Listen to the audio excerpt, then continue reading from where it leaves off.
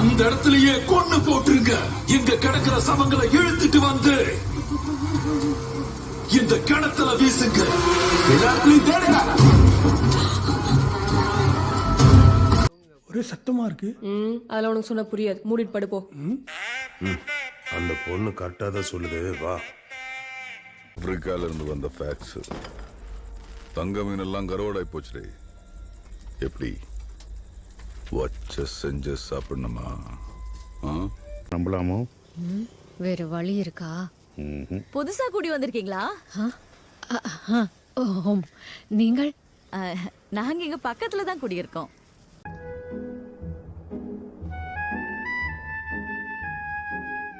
வெக்கமா இல்ல? வாடி. ருக்கே